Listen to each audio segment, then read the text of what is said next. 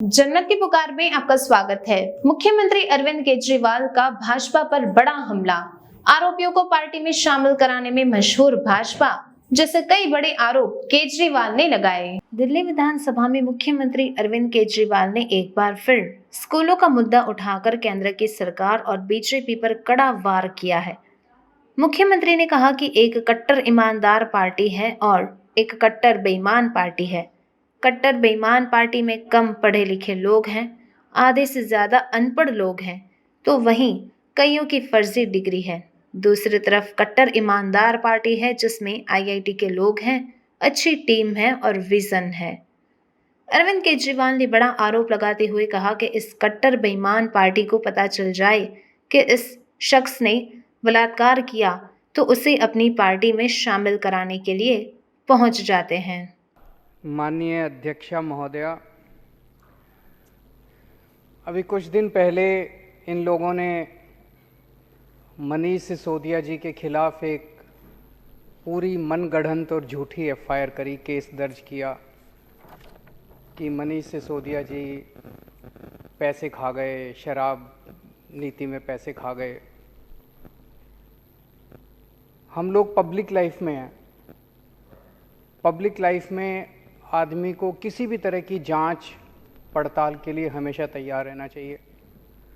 मुझे बेहद खुशी है कि तुरंत मनीष जी ने बयान दिया कि मैं सब तरह की जांच के लिए तैयार हूँ, सीबीआई, ईडी जो जांच करना चाहे जांच कर ले।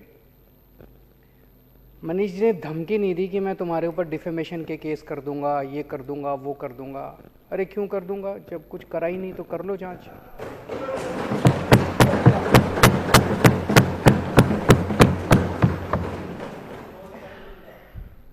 तो आरोप लगा कि मनीष सिसोदिया जी शराब की नीति में पैसे खा गए, तो वो पैसे ढूंढने के लिए सीबीआई इनके घर गई। तो खूब ढूंढा उन्होंने, चारों तरफ काफ़ी देर ढूंढा, सारा 14 घंटे तक उन्होंने ढूंढा, सब कुछ देखा, गद्दे फाड़े, तकिए फाड़े, बता रहे हैं दीवारें भी यूं यूं करके देखी, खोखली मिलती तो शायद दीवारें भी तोड़ देते, लेकिन कुछ नहीं मिला उनको। 14 घंटे के बाद वो चले गए। बट 6-7 घंटे तक गहन पूछताछ की। कुछ लोग मैं देख रहा था टीवी में आरोप लगा रहे थे ये लोग कि जवाब क्यों नहीं देते। जवाब सारे जवाब दिए इन्होंने, जितने प्रश्न सीबीआई वालों ने पूछे सारे जवाब दिए, और सीबीआई वाले पूरी तरह से संतुष्ट होकर इनके घर से गए। फिर सीबीआई वाले इनके गांव गए। गांव में सारे गांव वालों से पूछा, भाई मनीष सिसोदिया ने कोई प्रॉपर्टी खरीदी हो, ज़मीन खरीदी हो, कोई खेती की ज़मीन खरीदी हो, कोई मकान खरीदा हो, कोई कुछ नहीं मिला। फिर इनके लॉकर चेक करने के लिए गए। उनको लगा शायद यहाँ कोई ज्वेलरी हो, पैसा हो, प्रॉपर्टी के कागज़ हो। वहाँ शायद 70-80 हज़ार रुपये के भाभी जी के कोई छोटे मोटे गहने मिले। तो लॉकर चेक कर लिया, गांव में सारी प्रॉपर्टी चेक कर ली, सब कुछ चेक कर लिया, कुछ भी नहीं मिला।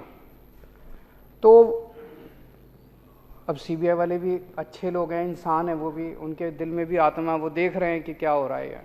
वो भी सोचते हैं यार ये ठीक नहीं हो रहा। वो जाते जाते कह रहे थे इनको, कहते हैं जी कुछ नहीं मिला हम लोगों को, लेकिन ऊपर से प्रेशर इतना ज़्यादा है कि एक बार आपको गिरफ्तार तो करना पड़ेगा। तो मनीष जी ने उनको कहा, भाई चिंता मत करो, जब भी गिरफ्तार करना हो मेरे को बता देना, मैं आ जाऊंगा, मेरे को गिरफ्तार कर लेना।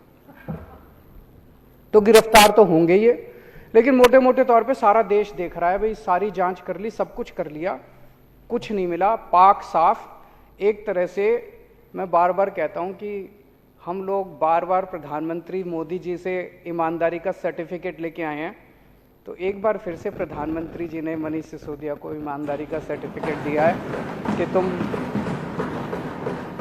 सबसे ईमानदार। बाकी राजनीति तो चलती रहेगी, गिरफ्तारी जो है वो तो राजनीतिक होगी। मैं ये देख रहा था कि इस तरह के झूठे सच्चे केस कर करके, इंक्वायरी कर करके मिलता क्या है इनको। मानव जीवन का मुझे लगता है 3-4 हजार साल का इतिहास है। इन 3-4 हजार साल में शायद आम आदमी पार्टी ऐसी पार्टी है जिसके ऊपर सबसे ज्यादा केस हुए होंगे। पूरी दुनिया में, पूरे इंसान, मैं सारा आज डेटा लेके आया हूं। हमारे 49 MLAs के ऊपर 169 केस हुए हैं। छोटी सी पार्टी है, अभी अभी पैदा हुई है, और हमारे ऊपर 169 केस कर दिए इन्होंने। 49 MLAs पे 169 केस कर दिए। 169 में से 134 केस खत्म हो गए, कोर्ट ने खत्म कर दिए। कोर्ट ने कहा भी कुछ नहीं है इन केस में। खूब डांटा इनको, पुलिस वगैरह को, कि क्या बेकार की। 35 केस अभी पेंडिंग है, वो भी खत्म हो जाएंगे थोड़े बहुत दिन में। इसमें मैं देख रहा था 16 केस मेरे ऊपर करे थे इन्होंने। 16 में से 12 में तो मैं बरी हो गया, 4 पेंडिंग है। 13 केस मनीष जी के ऊपर करे थे, उसमें से 10 में ये बरी हो गए, 3 पेंडिंग है। जैन साहब के ऊपर 4 केस करे थे, 2 में बरी हो गए, 2 पेंडिंग है। दिनेश मोहनिया पे 10 केस करे थे, 9 में बरी हो गए, 1 पेंडिंग है। वंदना कुमारी पे 6 केस करे थे, सारे बरी हो गए। अखिलेश त्रिपाठी पे 4 करे थे, 3 बरी हो गए। इस तरह से पूरी लिस्ट है 49 MLAs की। इन्होंने हमारी बोले बसों की खरीद पे घोटाला हो गया, कर लो जी, आ जाओ जांच कर लो। कर ली सारी जांच, कुछ नहीं मिला, एक नए पैसे का कुछ नहीं मिला। बोले शराब पॉलिसी में घोटाला हो गया, उसमें कुछ नहीं मिला अभी तक। तो स्कूलों में घोटाला हो गया, सारे स्कूलों की भी जांच, 4 साल हो गए इनको स्कूलों की जांच करते करते, उसमें भी कुछ नहीं मिला। मोहल्ला क्लिनिक में बोले खूब घोटाला हो गया, उसमें भी कुछ नहीं मिला। बोले अस्पतालों में घोटाला हो गया, अस्पतालों के कंस्ट्रक्शन में, दवाइयों में, पता नहीं क्या क्या, वो सारी जांच कर ली, उसमें कुछ नहीं मिला। कोरोना के वक्त बोले घोटाला हो गया, पूरी दुनिया कह रही है कोरोना में हम लोगों ने बड़ा अच्छा काम किया, बोले घोटाला हो गया, उसकी भी जांच कर ली। बोले सड़कों के निर्माण में घोटाला हो गया, उसकी भी जांच कर ली, उसमें भी कुछ नहीं मिला। इससे क्या फायदा है? इससे कोई देश का फायदा है ऐसी झूठी सच्ची जांच करके? देश का टाइम खराब कर रहे हो, लोगों का टाइम खराब कर रहे हो, काम में अड़चन अड़ा रहे हो, रोज नई नई उलट पुलट जांच कर रहे हो। एक जरूर हुआ है, जब से इन्होंने मनीष सिसोदिया क्या रेड मारी है, गुजरात में हमारा 4% वोट शेयर बढ़ गया। और जिस दिन ये इनको गिरफ्तार करेंगे, मुझे लगता है 6% वोट और बढ़ जाएगा।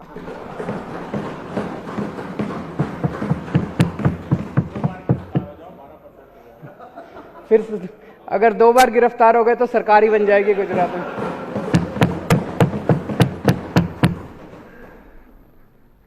आज देश में राष्ट्रीय स्तर पे 2 ही पार्टियां बची हैं। एक है कट्टर ईमानदार पार्टी और एक है कट्टर बेईमान पार्टी। 2 ही पार्टियां हैं। कट्टर ईमानदार पार्टी है, उसमें सारे उनके नेता, मंत्री, मुख्यमंत्री, विधायक सब ईमानदार हैं। और जो कट्टर बेईमान पार्टी है, उसमें रोज भ्रष्टाचार सुनने को मिलता है, रोज भ्रष्टाचार। कल सुन रहे थे कर्नाटक के अंदर ठेकेदार खड़े होकर कह रहे थे, खुलेआम कभी नहीं हुआ होगा ऐसा, वो डर भी निकल गया उनका। ठेकेदार खड़े होकर कह रहे हैं, कोई कह रहा है मेरे से 30% पैसे खा गए, मेरे से 40% पे। कट्टर बेईमान पार्टी वो है जो जहरीली शराब बेचती है। कट्टर पार्टी बेईमान पार्टी वो है जो नशा बेचती है इस देश के अंदर। कट्टर बेईमान पार्टी है जो 20-20 करोड़, 50-50 करोड़ रुपए में MLA खरीदती है। कट्टर ईमानदार पार्टी जनता के टैक्स के पैसे को स्कूल और अस्पताल बनाती है। कट्टर ईमानदार पार्टी उससे स्कूल बनाती है, अस्पताल बनाती है। और कट्टर बेईमान पार्टी जनता से टैक्स लेके और अपने दोस्तों के कर्जे माफ करती है, उनसे MLA खरीदती है। कट्टर बेईमान पार्टी अपने दोस्तों से और अपने पार्टी के लोगों से प्यार करती है, उनको बचाने की कोशिश करती है। अगर उनकी पार्टी का कोई पकड़ा जाए तो उसको जांच भी नहीं होती, कुछ नहीं होता। उनका कोई दोस्त पकड़ा जाए चोरी करते हुए तो उसका कुछ नहीं होता। कट्टर ईमानदार पार्टी देश से प्यार करती है। अगर उनका अपना भी कोई फंसे तो उसको बख्शती नहीं है कट्टर ईमानदार पार्टी। कट्टर बेईमान पार्टी है जिसमें कम पढ़े लिखे लोग हैं, आधे से ज्यादा अनपढ़ लोग हैं, कईयों की फर्जी डिग्रियां हैं उनके नेताओं की। कट्टर ईमानदार पार्टी वो है जिसके पास पढ़े लिखे लोग हैं, IIT के लोग हैं, डिग्री असली है, कट्टर ईमानदार पार्टी के पास अच्छी टीम है, समझ है, विजन है। कट्टर बेईमान पार्टी है जो 24 घंटे गुंडागर्दी, लड़ाई झगड़ा, पूरे देश में बेईमान पार्टी को पता चल जाए किसी ने बलात्कार किया, उसको पार्टी में शामिल कराने के लिए पहुंच जाते हैं। औरतों को गंदी गंदी गालियां देते हैं ये। और कट्टर ईमानदार पार्टी है जो शरीफों की पार्टी है, महिलाओं की इज्जत करती है। कट्टर बेईमान पार्टी है जो दोस्तों की फिक्र करती है, दोस्तवाद करती है, दोस्तों के लिए कुछ भी करने को तैयार है। कट्टर ईमानदार पार्टी है जो भारत की परवाह करती है, भारतवाद करती है। और जैसा भी राजेंद्र गौतम जी ने कहा कि कट्टर ईमानदार पार्टी है जो भारत को दुनिया का नंबर 1 देश बनाना चाहती है। और कट्टर बेईमान पार्टी वो है जो अपने दोस्त को दुनिया का नंबर 1 बनाना चाहती है। मैं कहता हूं मैं फ्री बिजली देना चाहता हूं, बताओ क्या गलत करता हूं? पैसा स्विस बैंकों में नहीं ले जा रहा, जनता को फ्री बिजली। ये इतनी गंदी गंदी गालियां देते हैं, मैं देखता हूं इतनी गंदी गंदी गालियां देते हैं मेरे को।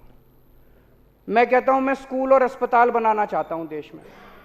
दिल्ली में हमने इतने अच्छे अच्छे स्कूल बनाए, इतने अच्छे अच्छे, जैसे ही मैं कहता हूं मैं स्कूल अस्पताल बनाऊंगा, मेरे ऊपर केस कर देते हैं। ये इतने केस कर दिए इन लोगों ने मेरे ऊपर। मैं पूछना चाहता हूं कि स्कूल और अस्पताल बनाए बिना क्या देश की तरक्की हो सकती है? बिल्कुल नहीं हो सकती देश की तरक्की। तो आज 2 मांग हम कर रहे हैं इनसे।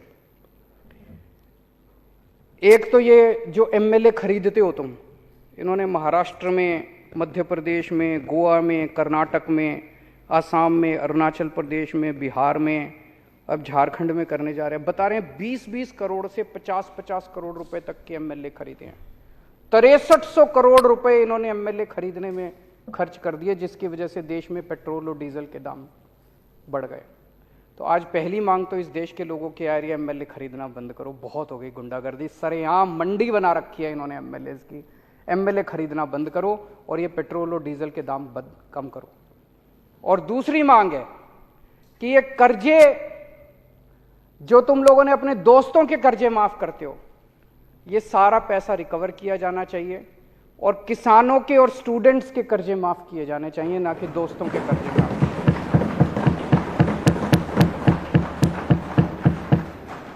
ये डिबेट आजकल अमेरिका में भी चल रहा है। अमेरिका के अंदर भी 2 पार्टियां हैं। जो बिडेन साहब अभी स्टूडेंट्स के कर्जे माफ कर रहे हैं, दूसरी पार्टी है जो इनके दोस्त की पार्टी है,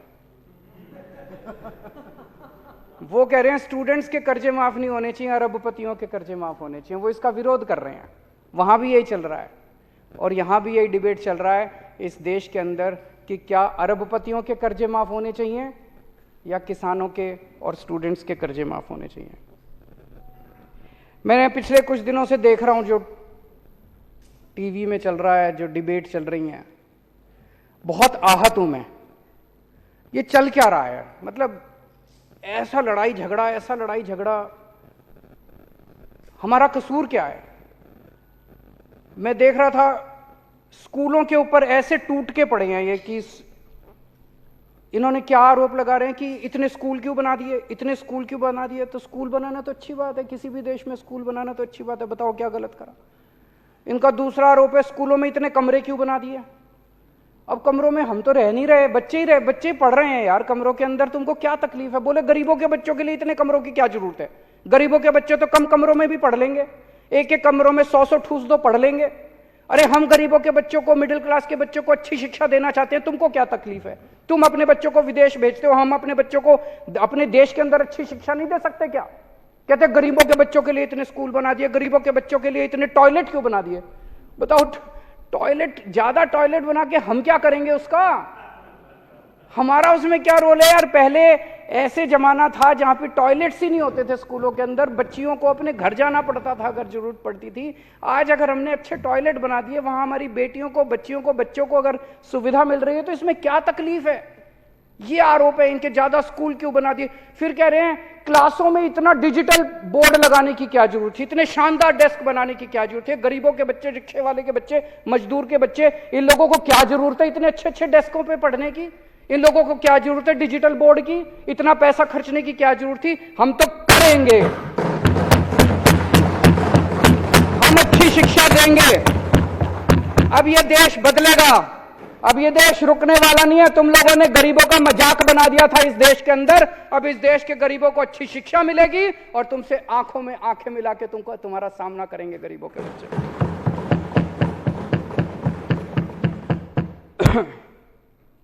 पहले कहते थे केजरीवाल ने एक भी स्कूल नहीं बनाया, केजरीवाल ने एक भी स्कूल नहीं बनाया, केजरीवाल ने एक भी स्कूल नहीं बनाया। आजकल कहते हैं केजरीवाल ने ज्यादा स्कूल बना दिए, केजरीवाल ये मतलब मैं समझ नहीं पा रहा। ये मैंने कहा कि जो कट्टर बेईमान पार्टी है इस देश की, वो अनपढ़ लोगों की पार्टी है, डिग्री नहीं है उनके पास, समझ नहीं है उनके, बेवकूफों की भी पार्टी है ये।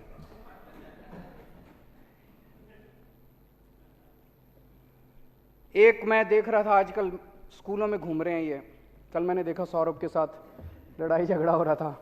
आजकल स्कूलों में घूम रहे हैं कि कमी निकालनी है, कुछ भी कमी निकालनी है। यार जबरदस्ती कमी निकालने की क्या जरूरत है? अच्छे स्कूल बने हैं, अप्रिशिएट करो, आप भी बनाओ, लंबी लकीर खींचो। तो स्कूल में जाते हैं कुछ नहीं मिलता। एक मैं देख रहा था इनका बहुत बड़ा नेता एक डेस्क के नीचे घुसा हुआ था, डेस्क के नीचे घुस के देखो यहां पे मिट्टी है, वहां पे दिखा रहा था देखो यहां पे मिट्टी है, कैमरा वालों को बुला रहा था एक डेस्क के नीचे घुस के। ये क्या है? तमाशा बना रखा है इन लोगों ने। यार अच्छे काम एक दूसरे से सीखते हैं ना।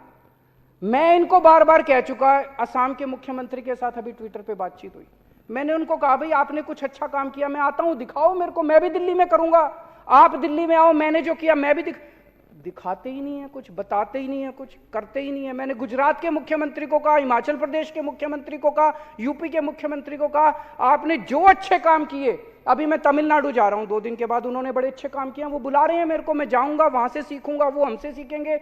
इनके कितनी बार हमने कह लिया भाई जो हम अच्छे काम कर रहे हैं आप सीखो, जो आपने अच्छे काम किए हम बताएंगे। ये इस तरह की नौटंकी करने से क्या फायदा? इससे देश का फायदा थोड़ी होता है। जो मार काट, गुंडागर्दी, लड़ाई झगड़ा बस 24 घंटे यही करते रहते हैं, इससे देश का फायदा नहीं होने वाला।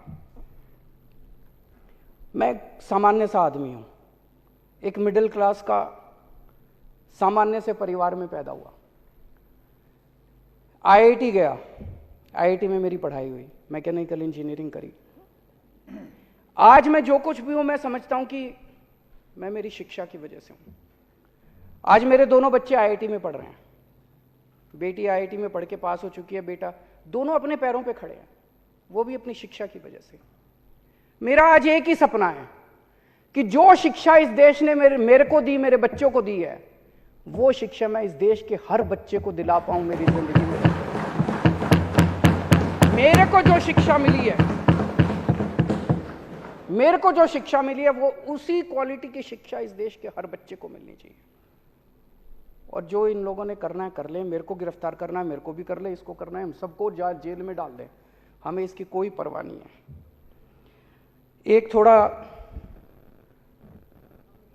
एक दो दिन पहले रिपोर्ट आई थी कि दिल्ली के अंदर कानून व्यवस्था बहुत ज़्यादा खराब हो गई है, उसके लेके हम सब लोग चिंतित हैं। हम इसमें किसी भी किस्म की राजनीति नहीं चाहते। हम चाहते हैं कि एलजी साहब और केंद्र सरकार इस बारे में जो भी उचित कदम है वो उठाएगी। हमसे जो भी सहायता चाहिए हम करने को तैयार हैं अपने अपने स्तर के ऊपर। लेकिन महिलाओं की सुरक्षा को लेके जो रिपोर्ट आई है वो बहुत ज़्यादा चिंताजनक है कि पूरे देश के अंदर सबसे अनसेफ मेट्रो जो है वो दिल्ली है। ये दाग हम बर्दाश्त नहीं कर सकते। हम अपनी महिलाओं को हम चाहते हैं वो सबके लिए सुरक्षित हो। और आज पढ़ा हमने न्यूज़पेपर में, मीडिया में भी देखा कि एक बच्ची को गोली मार के 3 लड़कों ने उसकी हत्या कर दी। इसकी हम कठोर निंदा करते हैं। उसमें से 2 लड़के बता रहे हैं पकड़े गए हैं, एक अभी भी फरार है, वो भी पकड़ा गया है। इस किस्म की इंसिडेंट्स किसी भी सभ्य सोसाइटी में शोभा नहीं देते, उसकी हम कड़ी निंदा करते हैं। आज ये जो कॉन्फिडेंस मोशन लाया गया, इसका सबसे बड़ा पर्पस ये है कि पूरे देश के अंदर जो इन लोगों ने माहौल बना लिया, इनको लगता है कि किसी को भी खरीदा जा सकता है, आम आदमी पार्टी वालों को नहीं खरीदा जा सकता। आज ये हम इस देश के सामने साबित करेंगे। इन्होंने 40 एमएलए खरीदने का प्लान बनाया था। हमारे 12 एमएलए से संपर्क किया, बोले 20-20 करोड़ रुपए ले लो और 40 को ले आओ। 800 करोड़ रुपए इन्होंने रख रखे थे। हमारा एक भी एमएलए नहीं बिका। इनका ऑपरेशन लोटस फेल हो गया। हमारे टोटल 62 एमएलए हैं 62 में से स्पीकर साहब अभी कनाडा गए हुए हैं, नरेश बाल्यान ऑस्ट्रेलिया गए हुए हैं, सतिंदर जैन साहब अभी जेल में हैं। उन 3 को छोड़ के आज 59 एमएलए यहाँ मौजूद है, काउंटिंग कर लेना। अगर आपने हमारा अभी तक चैनल सब्सक्राइब नहीं किया है तो कृपया चैनल सब्सक्राइब कर लें, लाइक करें, शेयर करें, कमेंट करें। तो मिलते हैं फिर किसी और खबरों के साथ। नमस्कार।